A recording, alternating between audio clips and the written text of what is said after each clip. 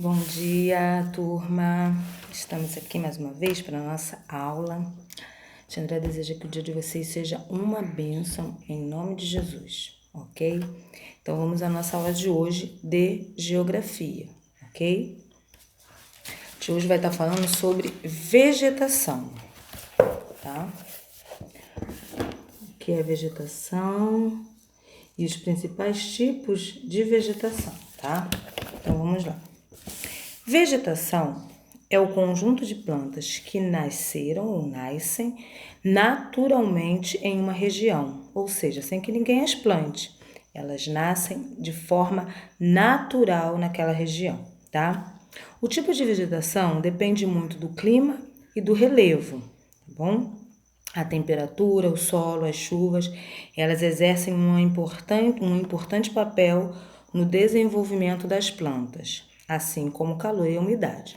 Então, a vegetação de um lugar, de uma região, ela depende desses aspectos, né, para que ela seja definida.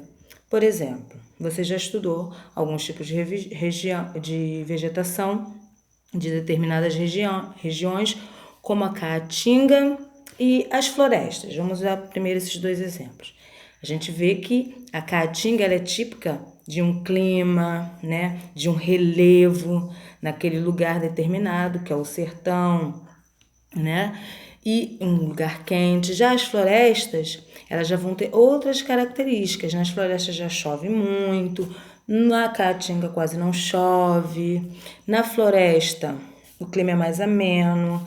Na caatinga, o clima é mais quente, até o clima semiárido, né? Típico da caatinga, enfim. Então a gente vai estar vendo alguns tipos, tá? Ou seja, os principais tipos de vegetação que nós temos no nosso Brasil, ok? Aí, logo abaixo, vai vir os tipos de vegetação. No Brasil, a vegetação é muito variada. Podemos encontrar 3 grandes tipos de formação vegetais, os quais se subdividem em tantos outros, tá? Então, eu vou estar indo direto aqui, a tia André fez um papelzinho aqui para vocês entenderem melhor. Mas leiam os pontos, eu não vou estar lendo o livro, tá? Eu vou estar explicando diretamente na folhinha. Esse mapa aqui, ele mostra as principais vegetações que existem, tá? No Brasil. E aqui na legenda vem, obviamente, o nomezinho com a cor determinada, tá? Então vamos lá. A gente vai estar falando primeiro do cerrado e das florestas, tá? Ó, cerrado. Cerrado, essa figura aqui, ó, tá? Aí eu botei aqui as características do cerrado, ó. Árvores baixas, que eu tinha esquecido de escrever, escrevi aqui, tá? Árvores baixas, tá? Com troncos retorcidos e solo com poucos nutrientes. Então, são algumas características que a gente tem do cerrado, tá bom? No livro de vocês, quando vocês lerem, vai ter outras características, mas eu botei aqui as principais. Então, as principais características do cerrado é que a gente encontra, ó, árvores baixas, tá vendo aqui, ó, com troncos retorcidos, ok? E o solo dessa região, ele não possui muitos nutrientes, tá? É uma região típica da região centro-oeste, tá? Lá no meio do nosso mapa. Logo abaixo aqui, ó, tia André colou a figura de uma floresta. No caso aqui é a floresta amazônica. Tá meio esbranquiçada aqui porque é um dia de chuva, tá? Então, quais são as principais características da floresta? É uma vegetação formada por árvores altas, bem juntas umas das outras, tá? Vegetação formada por árvores altas, bem juntas uma das outras. Na floresta a gente encontra, diferentemente do cerrado, que as árvores são pequenas, baixas, de tronco retorcido, as árvores são altas e ficam bem próximas uma das outras, tá? E nas florestas, normalmente, chove bastante, tá? Então, a gente aqui colou a foto da floresta amazônica, que é, inclusive, uma floresta bem famosa, né? Que a gente conhece bem, tá? No livro também você vai ter outras características, tá? Leia lá, tá? Aqui fala, ó, nosso maior exemplo é a floresta amazônica, situada no norte do Brasil, cuja vegetação é rica e variada, com árvores que atingem mais de 50 metros. Tá vendo como elas são bem altas? É úmida, diferentemente de outras vegetações. Outra característica das florestas, elas são úmidas. Por quê? Porque elas ficam bem juntinhas uma das outras. Então, quando cai a chuva e passa pela copa das árvores, né? Pelos arbustos, aquilo que fica lá, as folhas, cai lá embaixo no solo e por não permitir que a intensidade da luz do sol penetre ali, ela fica bem úmida, tá bom? Então, já falamos de duas vegetações, cerrado e floresta. Vamos falar agora do campo, tá? Os campos e a caatinga. Os campos, ó. Campo é mais fácil. Por quê? Os campos são vegetações rasteiras formada por gramíneas ou capim, normalmente usada para a criação de gado. Então, se eu perguntar para você, característica dos campos, são formadas por gramas, né? São formadas por capim, são usados para a criação de gado, também são usados para plantações, tá? Essa é uma vegetação típica da região sul, tá bom? No sul é que a gente encontra muitos campos. Eu ia falar no campo que a gente encontra muito sul. No sul, nós encontramos muitos campos, tá bom? E essas são as principais características. As florestas a gente encontra em N lugares. A gente falou da floresta amazônica, que fica situada na região norte, tá bom? E a caatinga? A caatinga é uma vegetação típica do clima semiárido, ou seja, muito calor, tá? E quais são as principais características? Ó, vegetação formada por árvores, o quê? Resistentes à seca, com espinhos e folhas grossas. Por que essas folhas grossas? Porque elas armazenam a água, tá? Então, características da caatinga aqui, ó. Aqui nós temos uma vegetação de cactos, ó, tá? É uma vegetação seca, espinhosa, tá? E ela, por que armazena água? Porque quase não chove, tá? Ela é característica principalmente do interior do Nordeste, né? Então, o que que acontece? Devido à falta de chuva, ela armazena a água que ela precisa para sobreviver durante aquele longo período de seca, tá? Outra vegetação. Então, falamos do cerrado e da floresta, campos e caatinga. Agora a gente vai falar do Pantanal, tá bom? Que também tá lá no seu livro,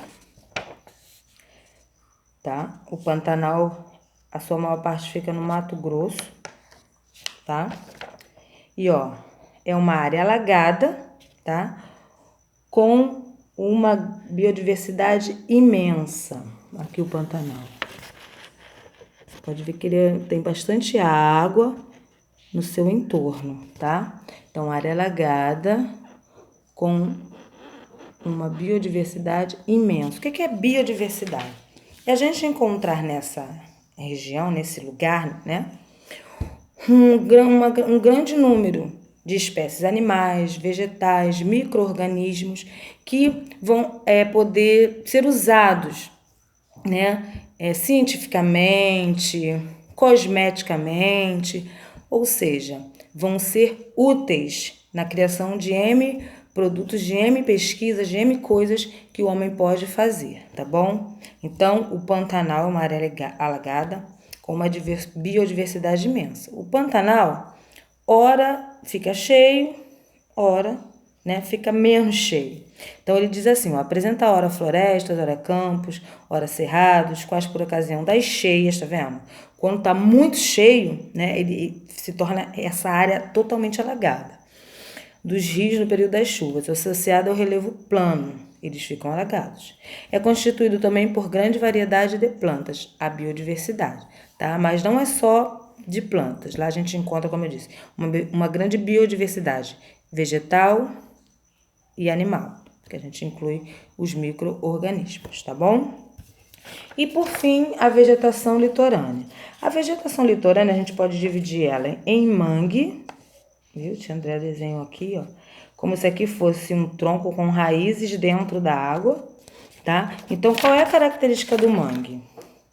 Área alagada de fundo lodoso, né, ou lamacento, e nele se reproduz o caranguejo, ó. Área alagada de fundo lodoso e nele se reproduz o caranguejo, tá bom? Então, o mangue tem essas características, tá ok? E a restinga? A restinga, tá? É vegetação rasteira que se localiza junto às praias. Vegetação rasteira que se localiza junto às praias.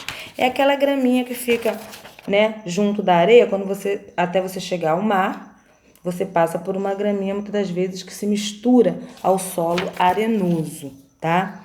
Então, a gente pode dizer que a restinga é uma vegetação rasteira, né, que se localiza junto às praias, né, e o que acontece? Devido àquele solo arenoso, ela se mistura a ele, ok? Em razão desse solo arenoso, sua vegetação é sempre rasteirinha, né? Essa areia ela não deixa crescer a restinga, então a restinga é uma vegetação rasteira, tá bom? Então, são essas as principais, tá? Ou melhor, as principais vegetações que a gente encontra no nosso país. Campos, caatinga, aqui temos exemplo dos cactos, tá?